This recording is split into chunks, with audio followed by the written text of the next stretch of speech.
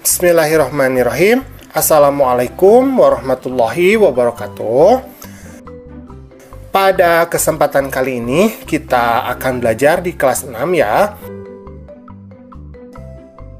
Pelajarannya yang ke-6, yaitu materi indahnya saling membantu dan hidup rukun.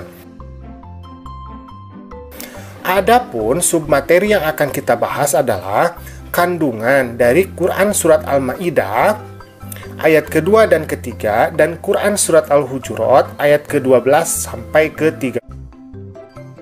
Nah, coba diperhatikan di gambar ini ya. Ada dua orang anak ini sedang membantu kepada orang yang lebih tua ya. Nah, Quran Surat Al-Ma'idah ayat kedua ini berisi tentang ajakan untuk tolong-menolong.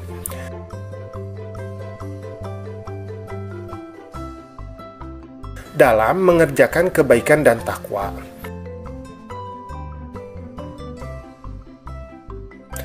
Dan jangan tolong-menolong dalam perbuatan dosa dan permusuhan. Jadi, Allah mengingatkan kepada kita bahwa kita itu memang harus saling tolong-menolong itu dalam suatu perbuatan yang baik.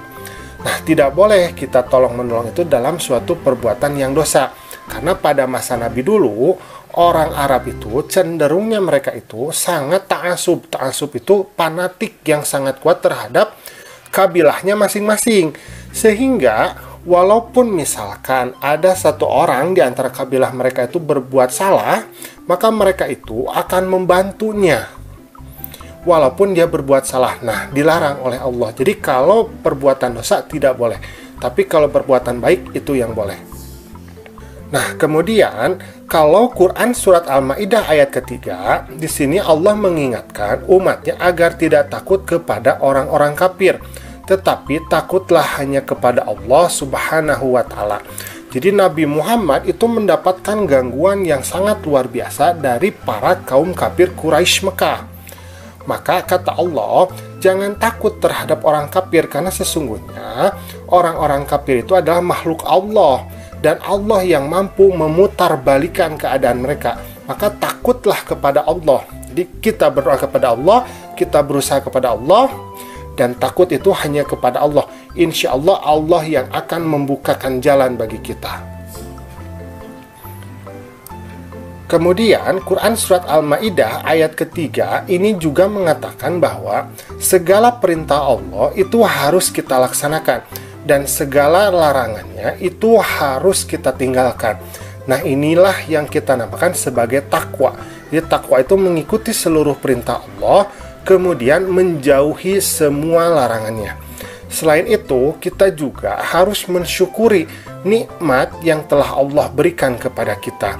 Jadi sebagai seorang makhluk yang diberikan segalanya oleh Khalik, oleh Allah, maka sudah sepatutnya lah kewajiban kita untuk bersyukur atas segala apa yang telah kita terima dari Allah. Seperti itu.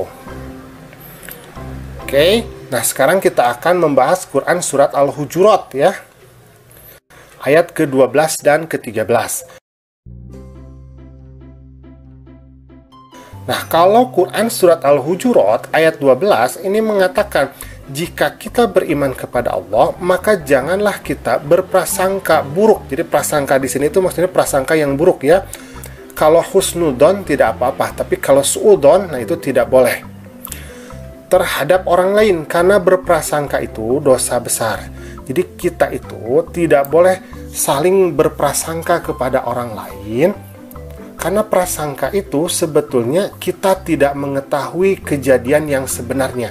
Itu adalah sesuatu yang gaib sebelum kita mampu membuktikannya. Jadi jangan kita menuduh orang ya, menuduh orang melakukan sesuatu perbuatan yang jelek ya, karena kita tidak tahu pasti apa yang terjadi itu. Nah, sedangkan yang namanya fitnah ya, itu lebih kejam daripada pembunuhan. Jadi tidak boleh kita saling suudzon terhadap orang lain. Jadi husnudzon saja ya. Nah, dalam Quran Surat Al-Hujurat ayat ke-13 ini dikatakan bahwa orang yang paling mulia di sisi Allah adalah orang yang paling bertakwa. Jadi, orang yang paling mulia di sisi Allah bukan orang yang paling kaya, bukan orang yang paling ganteng, bukan orang yang paling cantik, yang paling pintar, bukan. Tetapi yang paling mulia di sisi Allah justru adalah orang yang paling bertakwa kepada Allah. Jadi orang yang paling banyak mengikuti perintah Allah dan paling banyak menjauhi larangan Allah. Nah, itu ya, menurut Quran surat Al-Hujurat ayat ke-13. Jadi bukan karena keturunannya, bukan ya. Bukan karena dia anak sultan misalkan, bukan ya. Tetapi karena ketakwaan dia kepada Allah. Kemudian dalam Quran surat Al-Hujurat ayat ke-13 juga dikatakan bahwa kita sebagai seorang manusia adalah makhluk yang sifatnya sosial. Ini diciptakan Allah dengan keanekaragaman. Karena itu selayaknya kita saling mengenal, bukan saling memusuhi. Jadi Allah menciptakan manusia itu dengan keragaman ya. Jadi ada bangsa Eropa ya, ada bangsa Arab, ada bangsa Asia ya.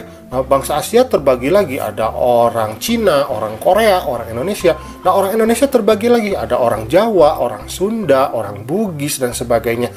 Nah, Allah menciptakan keanekaragaman dalam jenis-jenis manusia ini. Apakah itu dalam bentuk fisiknya, ataupun dalam bentuk sifatnya. Nah, dengan keanekaragaman ini, justru kita seharusnya bisa saling mengenal, bisa saling melengkapi.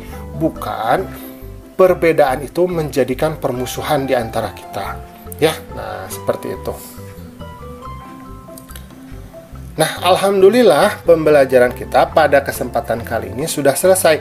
Semoga kita dapat mengamalkan Al-Quran dalam kehidupan kita sehari-hari ya. Assalamualaikum.